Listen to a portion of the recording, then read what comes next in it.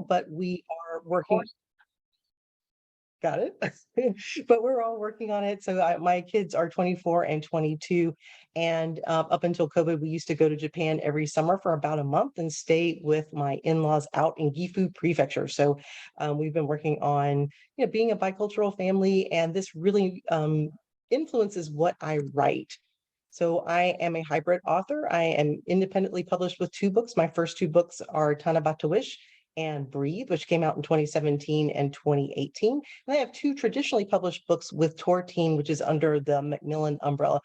One that came out in March of 2022, 2 weeks before we went out into lockdown in the United States, and one, Faking Reality, which came out in July of 2021. So difficult time to be published traditionally or independently. And while I have been in the space since 2017, I've done a lot of different book signings. So I've done stuff for Barnes and Noble, Changing Hands Bookstore, which is our independent bookstore. I've done signings at Kinokuniya in Austin, Texas. But I've also done like book festivals, like the big ones, like the Tucson Festival of Books, and also little small ones like the Mesa Book Festival. I've done some specialty events. So there's an event called Book Lovers Con, which is a whole different kind of ball game. It's for readers, and authors do like a buy-in to do events to find the perfect readers for their books. And I've also done specialty things like the Arizona Library Association. So that's going in and talking to the gatekeepers versus the actual readers. I love doing in-person events. I'm a big nerd. I've been doing Comic-Con kind of things for a while, and Phoenix Fan Fusion is our Arizona Comic-Con. And I love doing anime cons because all of my books they're either set in Japan or they have Japanese American characters or love interests in them. So I love doing anime cons, Saboten Con, Okashi Con, Taiyo Con. I've done signings for educator nights. So at Changing Hands Bookstore, sometimes you'll do signings where, again, it's for the gatekeepers. So they have a event where they invite teachers and librarians to come. So it's a twofold. So one, you're signing books and that they're buying for their classroom libraries or their school libraries. You're also pitching yourself as a speaker to come in and talk to their kids. So that adds a little bit different kind of thing to it.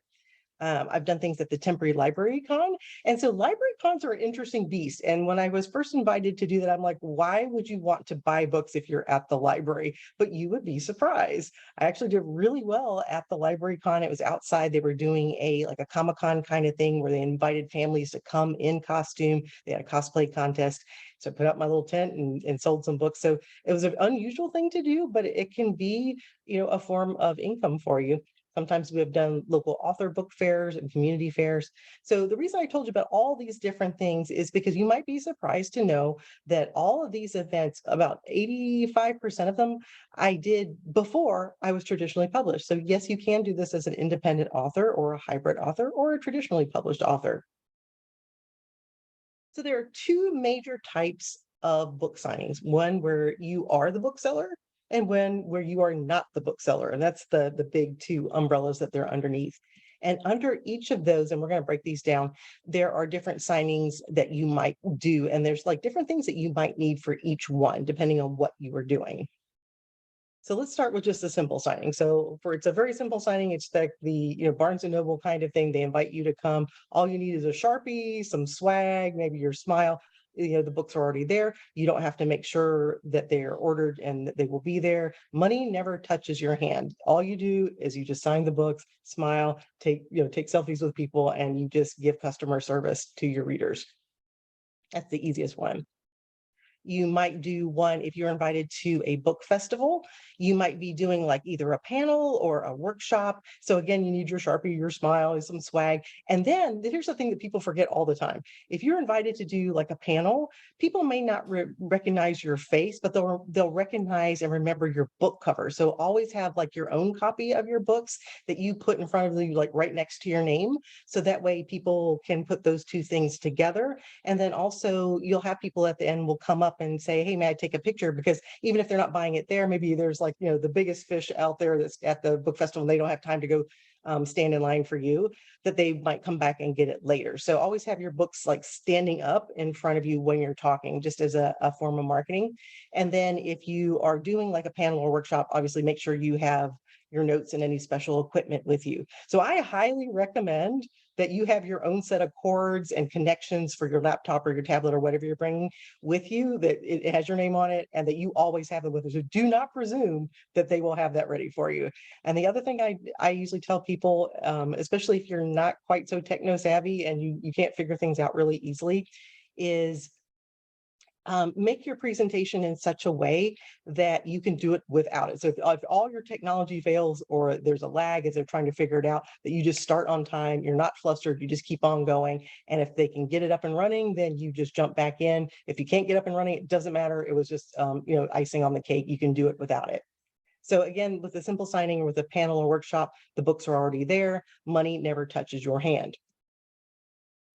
So you might do a signing inside where you provide the books, but there is a bookseller. And so this is a lot of the book festivals that I do.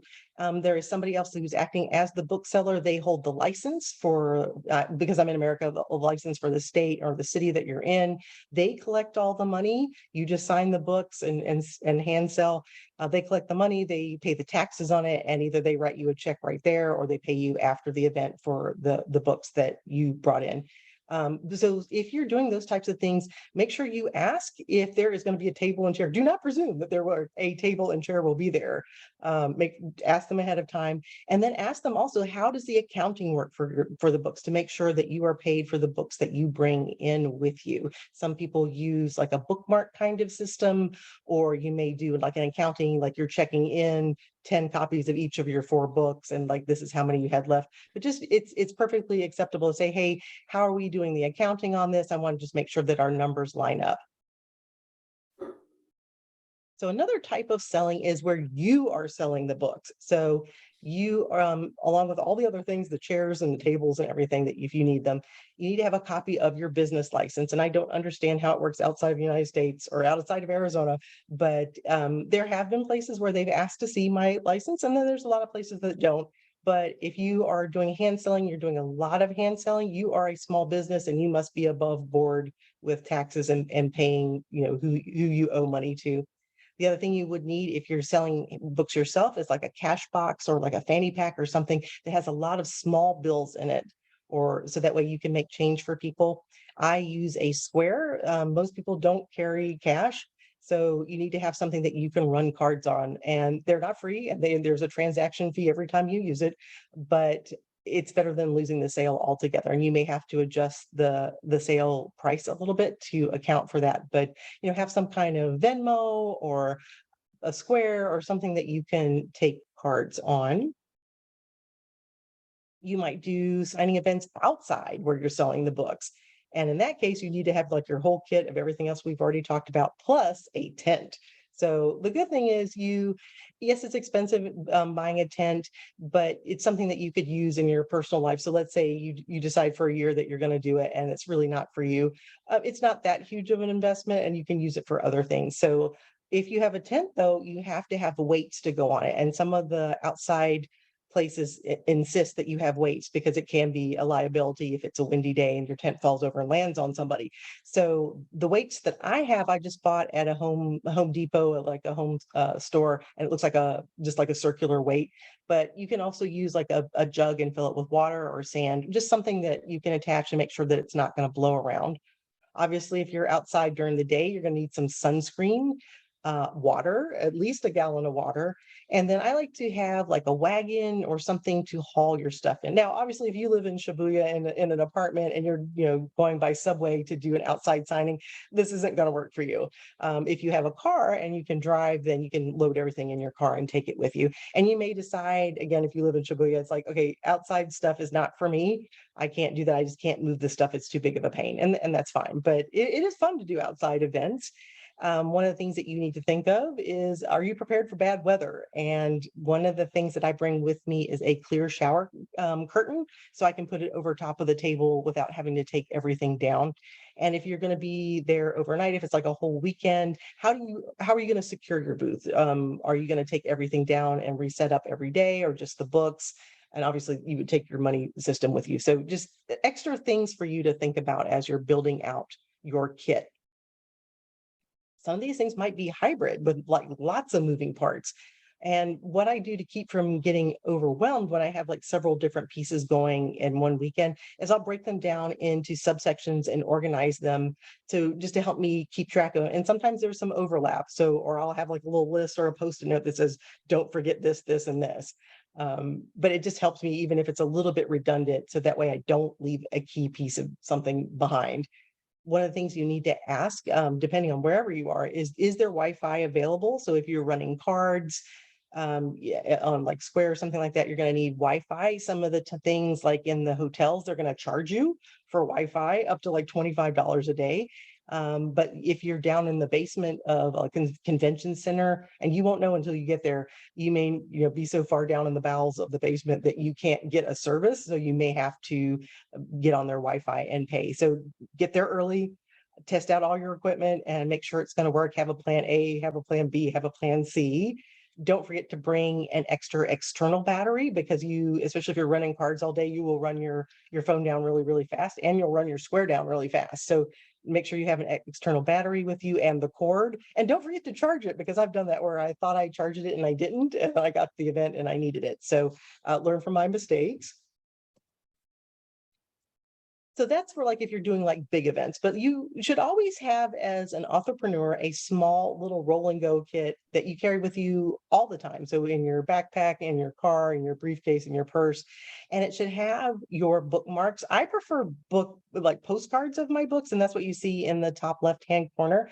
So a little aside, that is in Tanamata Wish, Sky and Ryohei go to a Chunichi Dragons baseball game in Nagoya. And so that the background is the Chunichi Dragons baseball game, because I love to put my books in real places that you can go to. So anyway, so I usually have in my purse or backpack, I have copies of my postcards of my different books.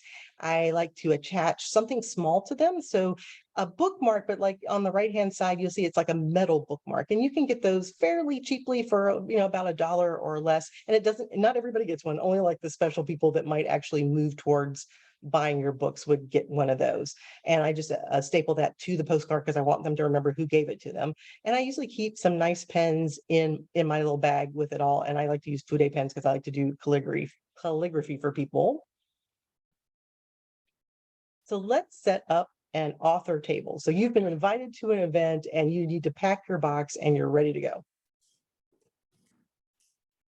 The first thing you need is a dedicated plastic box, not a paper one, because especially if you're outside and you put it on wet grass, so maybe there's dew on the ground, maybe it starts to rain, maybe you accidentally kick over your water bottle, something to have plastic in so it'll be okay. Hey, so people in Japan right now, can you hear me? Can you give me a thumbs up if you can hear me okay? We can hear you just fine. Okay, great. Thanks, guys. So you have your dedicated plastic box. I like to bring my own tablecloth. Do not presume that there will be, even if they say, yes, we have tables and chairs, do not presume that there will be a tablecloth. I bring my own just cheap 6-foot tablecloth, black. I like to bring black because people tend to put their drinks on my table. And that way I put stuff on the white part of the cloth so it doesn't stain. And if they want to put their coffee down on the black part, I don't mind. Or if you can have different colors, it doesn't have to be black. It can be anything. I like to use a 3-foot wide name cloth. And this, I really recommend that you get one of these for yourself. So with your name, you can put your website on the second line. You can put the name of your book on the second line. If you have a tagline or something that you're known for, like, sweet romance writer or whatever that you like to do, because people will take pictures of it. Or they'll say, hey, can I take a picture of you? And if you want them to tag you on social media, it helps if they can spell your name, or my name is often misspelled, both first and last. So just helping them any way you can. Obviously bring your books. And I have a special book sign that's just made out of a book stand that's made out of acrylic. So it's collapsible. If it gets broken, it's no big deal. And it just holds the book up instead of having to bend pages to make it stand up. I have my postcards and bookmarks in a special little acrylic box and with a label that says, please take one. And people will still ask me, may I take one? And it's like, of course, go right ahead.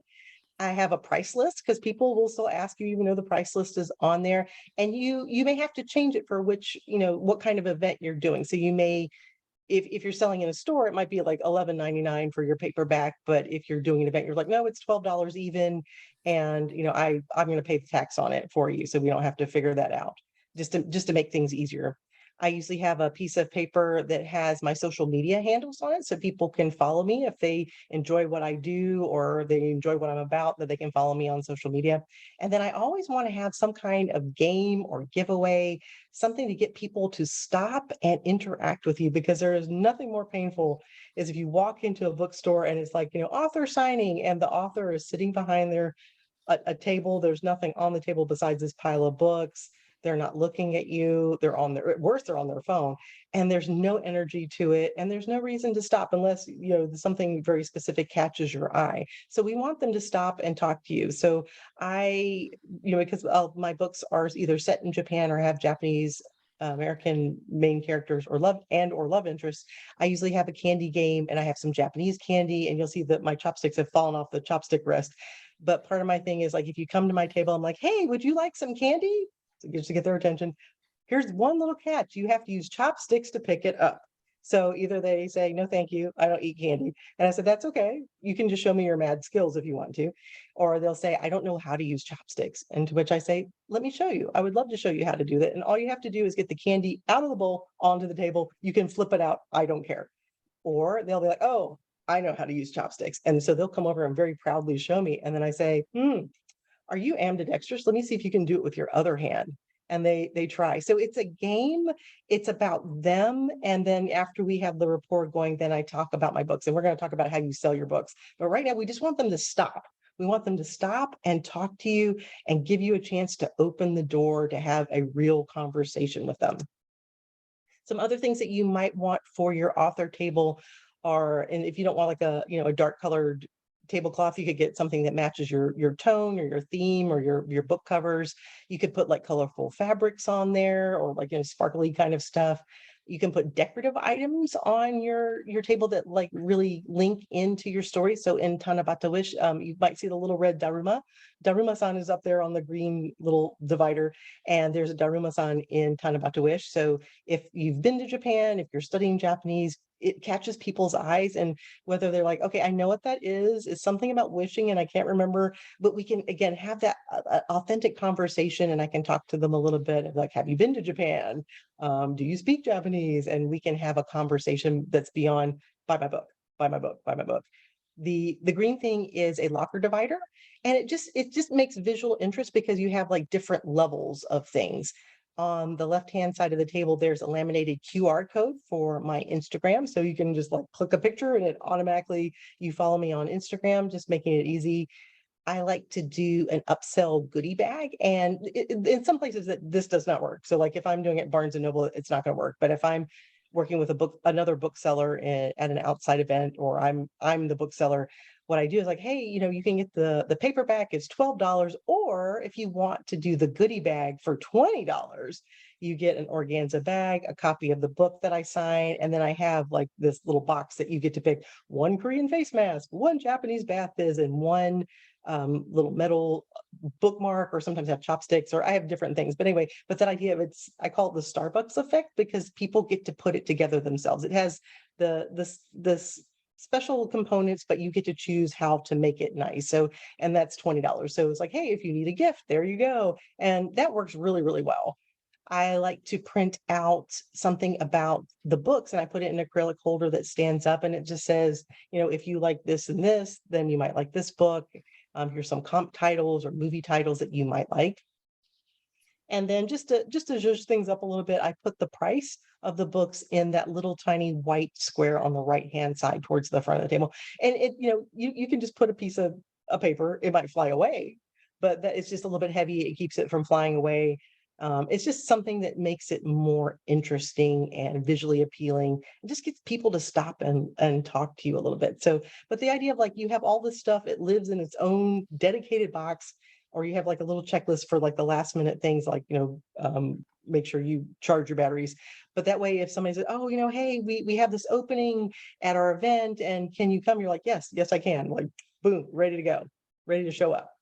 So underneath your table, you're going to have some things too. So you're going to have a little box or bag or something that has breath mints, because you're going to be talking all day long, chapstick, Tylenol, a small mirror. So that way, if you're eating, make sure you don't have spinach hanging out of your teeth, feminine hygiene projects, Band-Aids, anything that you need to be comfortable in your booth without leaving your booth more than once or twice the entire time. I usually have a water bottle underneath and including another bottle, maybe a gallon bottle of water, some protein bars, and I like to have one bite snacks.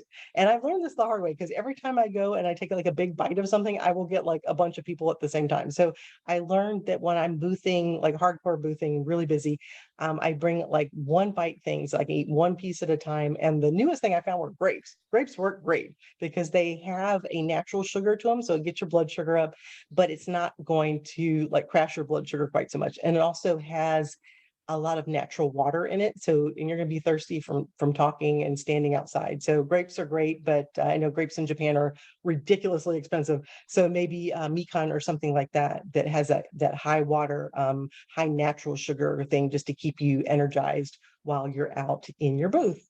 And then you would have under your table a box or bag that has special giveaways for influencers. And for me, I usually say, hey, if you're coming by the festival today and you are a teacher, a librarian, an educator, a homeschooler, if you're a podcaster or blogger or something, let me know because I have a thank you gift just for you. Or like if you just come and talk to me for a long time and you tell me about, how you lived in Japan for a while. Anybody's like, oh, you know what? You're really cool. You're a really cool person. You know what? And I bend down and I bring a little bag. I was like, you deserve a prize. And in the bag that I have, there is again my postcard. And in the back, it has attached to it a Japanese bath bomb. It has Japanese like bath salts. I have some of them have chopsticks or bookmarks. And they just get to pick something special. And again, but it's attached to the bookmark because we want to remember them to remember who gave it to them at the end. So you might ask, well, how much is this all going to cost? So I would budget at first about $500 and give yourself about a 3-month minimum lead time from when your first event is.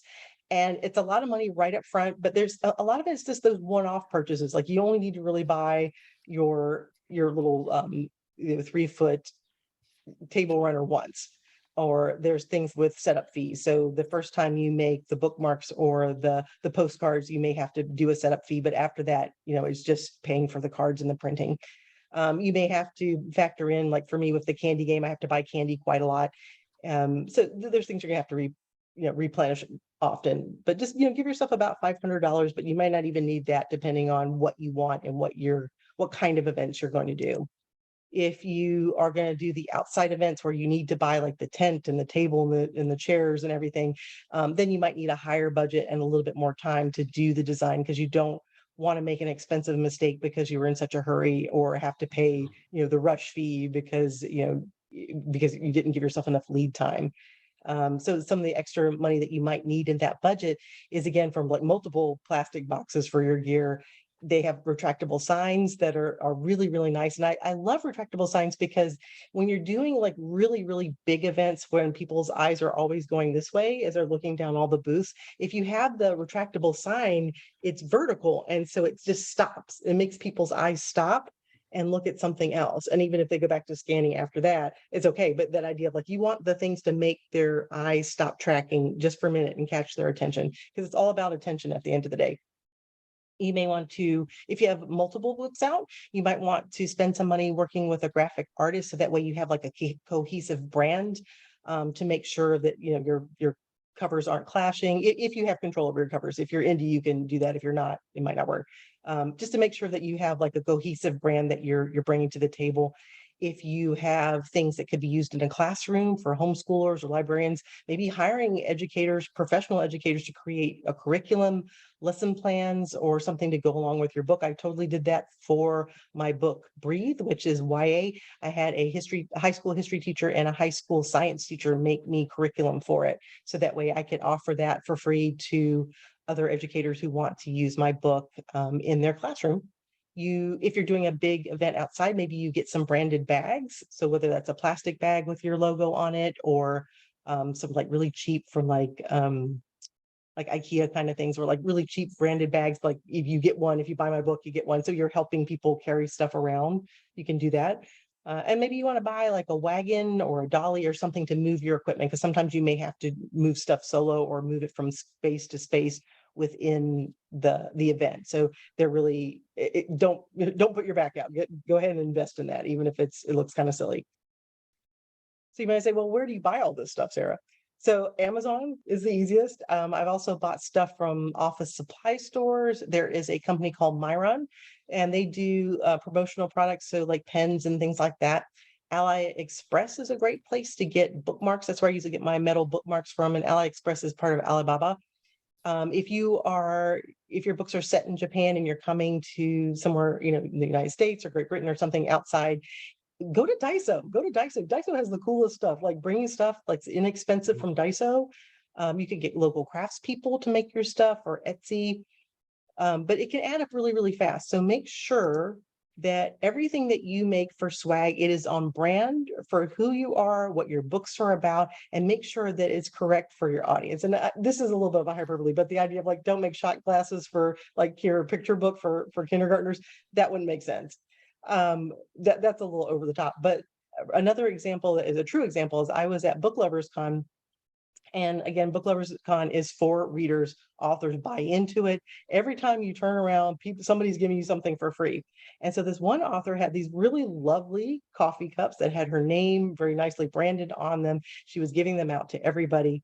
And then in the con, there was a special room for like, if you didn't want something or it was too heavy or you didn't want to take it home with you, instead of throwing it in the trash, you could put it on this table in this room and anybody could take it as many as well. There were so many of her coffee cups on that table because she didn't think about that most of the people that were coming to Book Lovers Con were flying. So books are very heavy. They got a lot of free books, or they bought books, or they got signed books. So if something has to go, are you going to pay an extra $100 for your luggage for a coffee cup? No, you're not. So making sure that it's something that's light and small. And if you want to make coffee cups, maybe it's for something that's local, or, if your book takes place in a coffee shop, that makes sense. If it's a picture book about dogs, that it doesn't make sense. And then like making sure that your stuff is culturally appropriate too. So for example, in America, a lot of kids love temporary tattoos. Do not bring temporary tattoos to Japan. That would not go over well. Even if they were teenagers, that would not go over well with teachers and parents. So how do you create a buzz for your book signing? Because you're going to have to do this. So as soon as you have a definite yes, you're going to be at this event, go ahead and talk about it. And you can make like a spreadsheet or something to keep the Instagram handles, the Twitter handles, who the name of the person is that is the organizer. And just, you can make your Instagram posts and stuff and just put it out there like, hey, I'm going to be at the Tucson Festival of Books. Can't wait to see you all. And then 1 week out, because people will forget, 1 week out, like, hey, who's coming to the Tucson Festival of Books? Anybody coming? I'm so excited. Do a reminder the day before. And to make it a little bit different, so it's not just buy my book, buy my book, buy my book, you would say, hey, tomorrow, I'm so excited. It's the Tucson Festival of Books. If you're coming to the festival and you are a teacher or a librarian, make sure that you come and tell me, because I have a special little goodie just for you. And then the day of the event, you're going to be there early so that you have a chance to like, hey, set up and ready to go to the Tucson Festival of Books. Or if you're somewhere like the Phoenix Fan Fusion, where I have a tiny table that's like buried in this room of all these tables. I did a video where like, okay, you walk through the door of the vendor hall, you make a left, you go down to row 200, you stop and buy some donuts, you keep going. So showing people where you are so that they can find you. And that totally works. People have told me, it's like, I'm so glad that you posted that. I never would have found you otherwise in this booth. So in this giant vendor hall. And then at the end, after the event is finished, take the time, and you don't have to do it right away. You can wait a couple of hours, but definitely within 12 hours. Take a minute and say, hey, Aaron, Aaron and the team, the awesome team at Barnes & Noble, at Tempe Marketplace, thank you guys so much for this great event. I really appreciate it. Take the time and do that. And whenever you can, call people by their name. Or like, hey, and a special shout out to Megan, who, helped me when I spilled my coffee or something like that. It doesn't matter, but just humanizing and calling people out in a positive way will take you a very long way and get you some repeat customers. So why do you want to take the time, even though it's a pain, to talk about what you're doing on social media? And this is LinkedIn too. So LinkedIn and everything is because two things: social proof of concept. So you can say all day, I am so fun. If you hire me to come and do a book signing, I'm gonna have this candy game. It's gonna be so much fun. Everybody loves it. You should hire me. Okay, so I can say it all day long, but if I come to your Barnes and Noble and the Barnes and Nobles talks to each other, the booksellers talk to each other, and they see like, they're doing their social media of like, hey, look, that lady over there, she's doing something fun. Look at the crowd around her. The kids are smiling. It works so much better than me just telling you. It's the social proof of like, I did this thing and now I can do it for you too. And a proof of concept of like, I told you, this is what I'm bringing. I have an interactive event and people really enjoy it. So proof of concept, it worked. Social proof, let's do it for yours too. Talked a little bit about having an interactive event or giveaway at your table. That's your honey to draw people in because we just want them to stop and talk to you. So I do my candy game. My husband Toshi often comes with me and he writes kids' names in Japanese for them. And then there's days where like you don't sell a lot of books and you can get kind of down. And what Toshi reminded me one time, we had one event that it just didn't go well. And there was nothing that we did wrong. It just wasn't a good day, wasn't a good selling. But we talked to a lot of people. We played the candy game a lot. He wrote kids' names for them a lot. And he said, no, I know you didn't sell a lot of books, but we did a lot of really good today. We did a lot of community outreach. And in America, we have problems. We have a lot of social problems. And so that idea of like some people, kids have never met an Asian person before. Maybe they have stereotypes of what they think Asian people are or what they sound like. And so just the idea of like we are doing something that's positive, that's showing what bicultural families look like and breaking some stereotypes and things like that. So that helps a little bit. So even if you have like a poor selling day, that idea of like, you know what, I did community outreach today, and you can have your own platform with your book that you talk about. And that can just be another way. So if it's a bad selling day, you can still have a good day.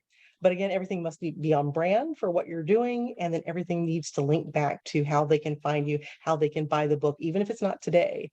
Because there will be people who are coming into Barnes and Noble just because they want to go to Starbucks and get a Frappuccino. They may be there to kill time before the movie with their kids. They may not be there to buy books today, but you want to make sure you leave them with something that they can find you again. And even if like, oh, hey, I won this Barnes and Noble gift certificate at work. What was that lady's name again? They may be a buyer of your book and your work later on. So just make it a positive experience. So you be like, well, sir, I don't have a candy game. I gotta think of something else. So you can do a lot of different things. And one thing that I tried in the past that was a lot of fun is doing what I call this or that voting. And it's just again, just get people to stop and talk to you. And you give them, I did it with like a sticker, just like those little yard sale sticker, little circle. I'm like, hey, would you like to take a vote? And I did this at Phoenix Fan Fusion, which is our Comic Con. And each day I would have a different one. For example, like, Wonder Woman versus She-Hulk. Which one do you like better? So controversial stuff is really not controversial, but just like silly kind of things like, oh, Wonder Woman's doing really well. No, She-Hulk's not getting much love. Just playing with people, especially in that community. But you can also do that with marbles and puff balls, like the little craft puff balls that you can put into like canisters so people can see. You can do, if you write for kids, you can do like coloring pages or activities, especially if it's a family kind of event where parents might want to entertain their kid without giving them their phone. You may have like a spin the wheel or games of chance at your table. You may do like quizzes or games of skill, selfie stations where you have like a background or give people like little things that they can hold to use. For me, because Tanabata Wish is around Tanabata, sometimes I have people write tanzaku or things like wish papers or something that you can leave behind that becomes like this collective art exhibit. And that was so much fun. We did it at Kinokuniya. It was actually right after Tanabata, but I had like a table and we had the tanzaku, the beautiful like little papers that look like bookmarks that people could write, and they left them behind at Kinokuniya. Some people like to do, especially if you write like fantasy, to do like houses, like the sorting, like, well, if you were in my book, if you take this quiz, oh, you would be in this clan or this house or this group or tribe or something like that. Or I have a friend who does it's almost like tarot. It's not true tarot reading, but she does like readings and stuff like that. But it's like the interactive, fun. Yes, there you will do the plug for your book, but at the end of the day, it's just about having fun and making this bookstore like a place that people want to come to. So the number one question that people get is, what's your book about? And I don't know about you, but like there's a lot of people, including myself, who are like, I can write a 350-page book, but me trying to boil it down into one sentence takes a long time. It takes a lot of practice. But you need to, because you can't be the author who you finally get somebody to stop and talk to you, and then you ramble on for 10 minutes about the subplot and it's so funny and oh this and that. It's like, no, you need to like boil it down to what your book is about and do the pitch. Keep it very brief.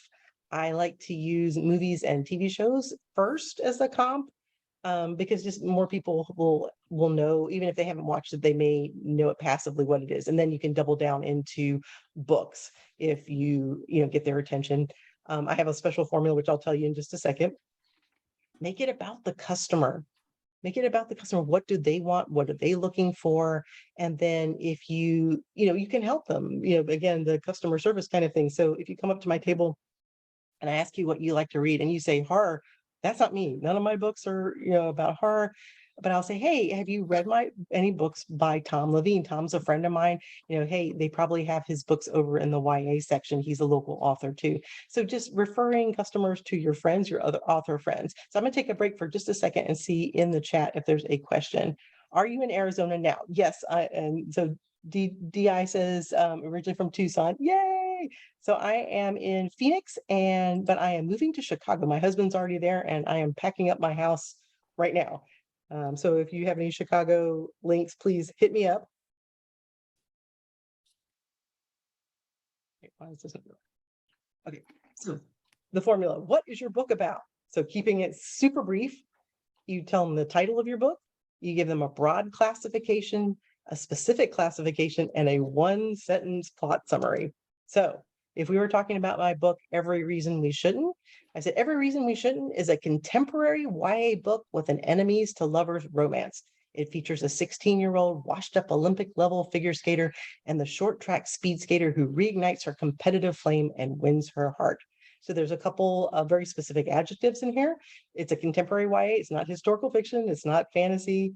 And it is a YA book. It's not an adult book. And in each, especially genre fiction, each genre has different tropes that they're known for. So, I can use that because though I don't really write like romance, like Harlequin kind of style romance, all of my books, because they are YA books, they're coming of age books, they do usually have a romance in them. So there's different types of romance tropes. So enemies to lovers, best friends to lovers, second chance at love. So you need to know within your genre like what the tropes are. So, and there's people that's what they look for, and you can ask them, it's like, what's your favorite trope in sci-fi fantasy? And so if they say whatever, that you can say, oh, I have one of those stories, if you do. So it's just helping them, again, it's what they want and helping them find what's perfect for them.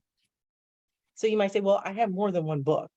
How do I not take like 15 minutes to tell them about all my different books? So if you come to my table, I have my 4 books out and I give you like this super condensed version. So I point at each one by one, like Ton of Wish, Set in Japan, Star-Crossed Lovers, Summer Romance, Breathe, 1918 Philadelphia, Downton Abbey meets The Greatest Showman, Every Reason We Shouldn't, Yuri on Ice meets The Cutting Edge, Faking Reality, STEM Girls Who Love Cinnamon Roll Heroes. And then I turn it back around to them and say, which one caught your eye, or which one interests you the most? And I've had people like, oh, I really like this STEM girl, but I love enemies to lovers. Like, okay, well, Every Reason We Shouldn't might be the one. And then you can go on and let them lead with where they want to go and what they want you to talk about. And sometimes I do my pitch of every single pitch, but I do it in the order that they kind of help me decide. So it's time to do your book signing. You're going to show up about 30 minutes early to your book signing, so you have the padding in case you're running late, there's traffic, you couldn't find a parking space. You don't want to, nobody will ever fault you for being early and starting early, but you will get dinged if you get there late and you're flustered and you just can't get your act together. So show up early. If you're there too early, it doesn't matter. You do your social media, you greet the other people that you're signing with, you exchange business cards. So, I usually try to be there about 30 minutes early. Be awesome. Just bring a lot of energy, have your game and something that you're doing, make their job easy. and make them look good, especially for their boss. So again, that's why I said make sure you ask, like, hey, Erin is the events manager at the Barnes and Noble at Tempe Marketplace. Her boss is Melissa, but I'm going to tag her like, oh, Erin, thank you guys so much for a great, signing today. Really appreciate it. Everybody loves to be called out in a positive way. Make their job easy. You have all your stuff. You're not a diva. You come and you make their place fun and you make them look good, and they will talk about you in a positive way. And they really do, because I've had Barnes and Noble say, well, let me talk to this one over here. It's like, well, that one's one of my biggest fans. So yeah, please do talk to them, because that will help. And it only takes one successful event to start the dominoes for you so that you can move forward and do your book signings.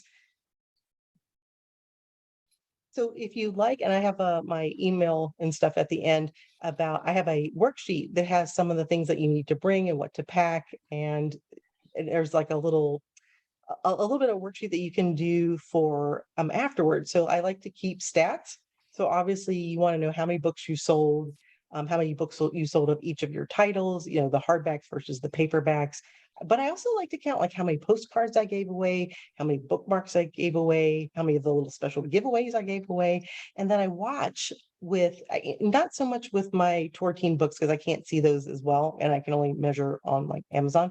But with my indie books, I can see that when I do events, even if I didn't sell at the events, I usually see an uptick in sales afterwards. So I know it's working, because there'll be people who will stop and talk to you, will take your postcard, will not buy it in Barnes and Noble, will go home and buy it on Amazon instead. And whether they just wanted it cheaper, they had, credit, or they had something like that, they can do whatever they want. But that idea of like, you'll see an upswing in sales, and then also letting them know on your table that, hey, this book is also an ebook.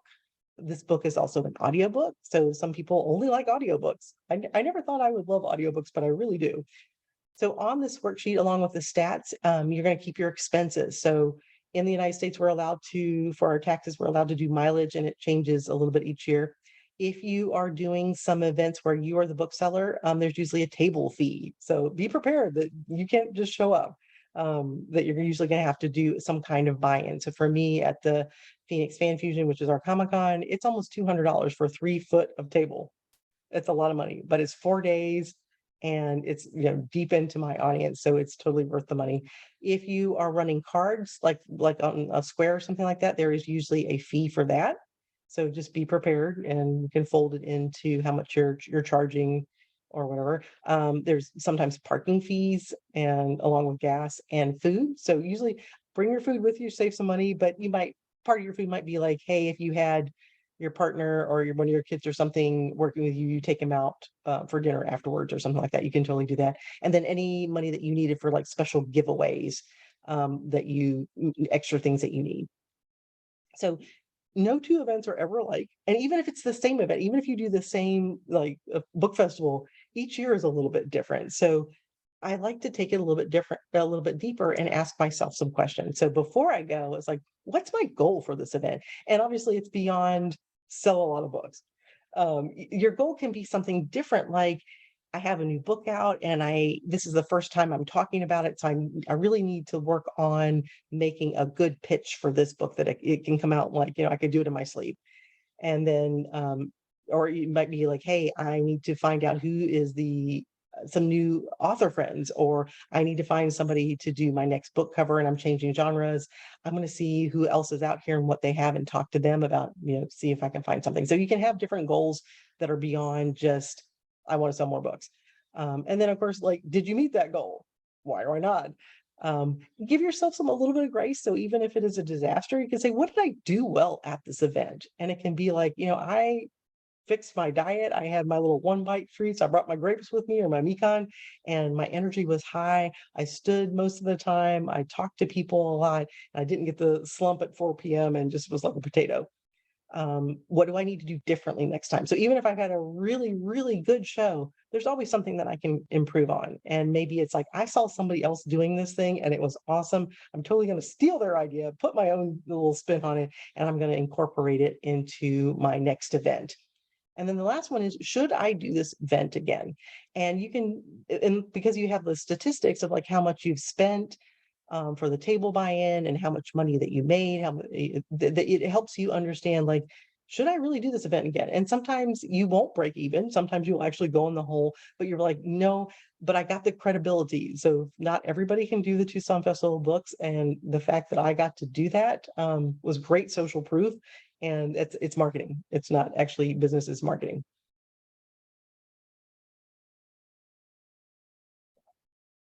So if you would like a copy of the little handout that I had, which I was hoping to bring to you guys, I'm really bummed that Japan opened. We had decided that, okay, we have to decide by Labor Day if we're coming or not. We decided, okay, we're moving, we can't come. And then Japan's like, oh, hey, we're opening up. So, but I already had them all ready to go. So if you would like for me to send you a copy, a PDF of it, you can send me an email through my website. It's just www.sarafujimura.com. And if you want to stay in touch on Facebook or Twitter, it's just my name. And Instagram is just my name, but it has an extra F in there because there's also another Sara Fujimura. And on TikTok, I am author Sara Fujimura. So I love talking to other authors. I love seeing what you're doing. I love to learn about the different events that you're doing, because that's how I found out about this event. I don't live in Japan, but I have a lot of friends, including Suzanne Kamada, who that's how I learned about this event. And it made me go down the little rabbit hole. Like, this is so cool. So this is I think my fourth time attending and my second time presenting and being on panel. So I really enjoyed that. So does anybody have any questions? Yes. If anybody has any questions, please walk up to the computer so that you can be heard, because the microphone is built in. No, you're Dave. Okay. You gotta walk up here. Yeah, you guys are gonna have to come a little closer so I can hear you. All right. Okay. It's a little bit dark. No, I'll turn on the lights. Hi, Sarah. My name is David Gregory, and some of what you're talking about doing, I do when I sell postcards that I make. I go to some arts and crafts fairs, and I have a dedicated kit and all this stuff and set up and sell. So I'm familiar with some of the stuff of what you're doing. So right now I have a question, suggestion, and a request. Okay. Okay, we'll start with the question is, what do you do for tracking the customers and the people you meet when you're on site? I don't do a very good job of it, but it's on my to-do list, is to have an email list, because I hear this all the time that, like, your email list is gold and that these are the people who want to hear from you. Hey. I can track them a little bit. If you run cards on Square, it'll tell me if you've been back and it tracks it a little bit. I'm not sure what the, I don't know, ethical and legal consequences are, like, tracking people, but you can definitely ask people. That's why I have, like, the social media thing of, like, for them, it's like, hey, if you like what I'm doing, if you want to know what the next anime con I'm going to be at, follow me on social media and I'll be sure to tell you about it. Maybe tracking wasn't the right word, or should have said keeping track of. So, like, keeping track of how many people. So the people, when they buy something from you, you already have some information, you've made a contact, but people want to be on your email list. On your checklist, you didn't have a notebook or a piece of paper for people to write down emails or to collect emails in a box, or some way to collect emails for people to put on your email list. That should some people have, like, a clipboard and they'll have, like, a little printout kind of thing. Okay. So, okay, I didn't see. Okay. I am not good at emails, and I know I hear all the times, like, you need to have an email list. It's like, I know, I hate writing emails, but yeah. So did you have another question? Okay, yeah. Next one is a suggestion, is that all of what you just told us was all really information packed, and you speak pretty fast. So it would be helpful if you had a quick images to flash up on screen for every item that you're talking about, even if it's very fast. And also some of the actions that you're talking about, if you can make a representation or a photograph of you doing this or doing that, so we can see visually what you're talking about, hear you and see you, because it was really hard to catch all this information that you're feeding us very fast, and it was all listed on the screen, but there's really too much to catch all at once. So that leads me to my request, is that we hope you could come back to JWC live someday and do a presentation. You bring your kit here, put it in a room, and show us these things and what you do with them and how you do everything, and make it into 2 sessions at least. Split it. So the first one is the setup, the preparation, and explaining all these things. And the second session would be, that would be before. The second session would be at and after, which is all these marketing suggestions you gave us. you made it sort of like an afterthought in this presentation, but it was really, that could be a whole new presentation of all the marketing things you do when you're at the event and the follow-up. You just mentioned the evaluation, that could be part of the at and after session. So I suggest 2 sessions here in the future, maybe. I would love A that. way to fit that in. I would definitely pitch that. And 'cause come maybe you could live do, here like, and yeah, have your table one set up. on Saturday, one on Sunday, or like you said, like one before lunch and one after lunch, or, but no, that's what I actually wanted to Sequentially. do, because I had planned on being in person, is building out as I go and Okay. show you like all the different pieces. So we're on the same wavelength, but I hadn't thought about breaking it into 2 pieces. So thank you. I will definitely ponder on that. Okay, thank you very much. Thank you. So Beth had a question that says, do you, hold on a second, like go up a little bit. Do you have any negative experiences at these events, and how did you handle them? Yes. Oh my gosh. I had one event that I did that was poorly, it was out in the middle of nowhere. It was like in the middle of a parking lot in downtown Phoenix that was not populated during the weekend. It was poorly marketed. We had no foot traffic. They couldn't get enough people. There was almost a fist fight that broke out between vendors, because it was like everybody was like just so stressed out, and they had spent money and time and stuff like that. And all you can do is laugh and then try to find something positive about it. And so for me, as I met 2 really cool women who I bought stuff from to use in my bags. And so, and again, that's part of, because I can say, hey, part of like the little goodie bag kind of thing, in the past I used their stuff. It's like, and this is made by local craftswomen. I love to support other women. So just trying to find some silver lining. The biggest thing is, do not complain when you're there. Wait till you're in the car. Even if, and usually if you're doing like a book signing and it's terrible, the organizers will be embarrassed. They're like, I'm so sorry. I don't know what happened. It was raining today. I don't know.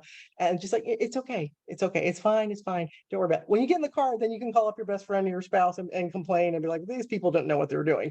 But just always be professional. Even if it's a complete disaster, always be professional. Sarah, we would like to thank you. We would like to thank you for your time today, but now it's coming close to the next presenter's time to come and speak in about another 7 minutes, but it's been really good, and we're going to give you. Thank you. Yes, I would love to come back and try something else, but I will go and let you guys get ready for next. So thank you guys so much. Well, Thank you. One more, a visual of your checklist. You said you have a checklist, but if you could show us that not today, but in the future, put an image of your checklist up on the screen so we can see what you work with while you're preparing and before you go would be